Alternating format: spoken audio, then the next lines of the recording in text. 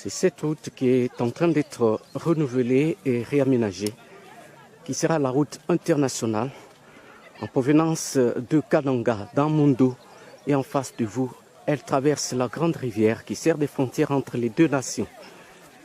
Ça va traverser et sur l'autre rive, vous avez la République d'Angola. J'ai les pieds sur la République démocratique du Congo. Du côté angolais, la route a déjà atteint la rive de ce pays.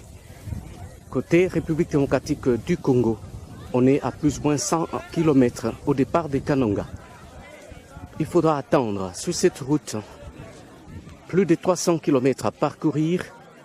Deux ponts se sont affaissés. Le trafic se fait par vélo et très souvent si difficile. Aucun véhicule jusqu'à présent n'a accès dans cette partie du territoire de Luiza, aux frontières avec l'Angola. Maïs produit à Luiza, surtout dans ce secteur de Kabirikese, ne s'est rentré à Kananga, faute de moyens de transport. Seul le manioc traverse la frontière, sinon les eaux de la rivière Kassai, vers l'Angola où il est consommé.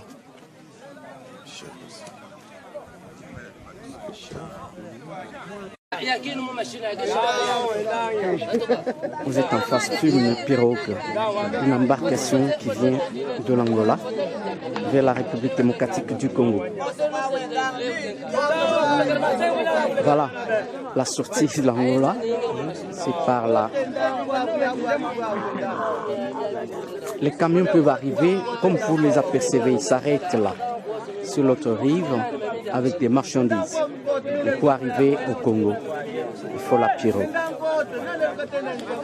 Car jusque-là, il n'y a pas encore un pont et la route du côté congolais est en cours de travaux.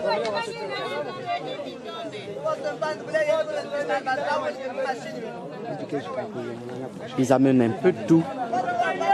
Il y a même des mousses pour pouvoir se faire un bon sommeil.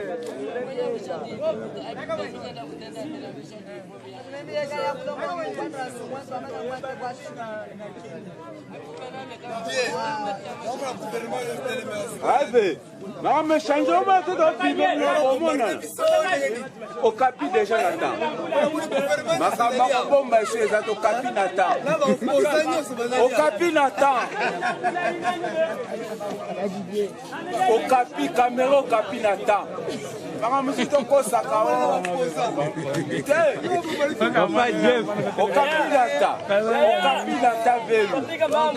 Au capi Nathan.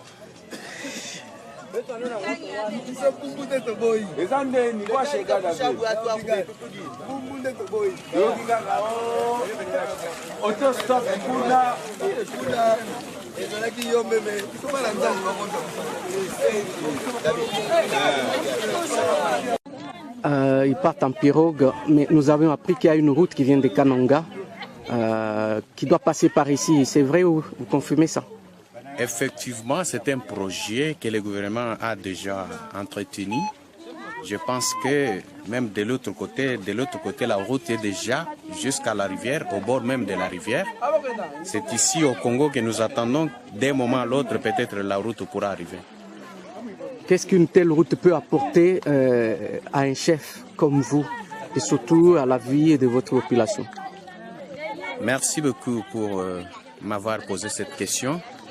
La route que nous cherchons, c'est pour désenclaver notre milieu qui a été vraiment enclavé, ça fait longtemps, et ainsi que essayer de délivrer la population qui a été si longtemps affligée. Je pense que c'est pour l'intérêt public, ça va nous apporter du développement. Donc, une fois la route terminée, c'est seulement pour la population de Kalambambouge. Donc, la chasse aux non-originaires peut facilement être attendue dès que la route et le pont sont jetés. Vous savez, quand on parle de deux pays, on voit déjà des nations. Et comment une route qui relie deux pays va seulement suffire pour les gens de Kalambambouge?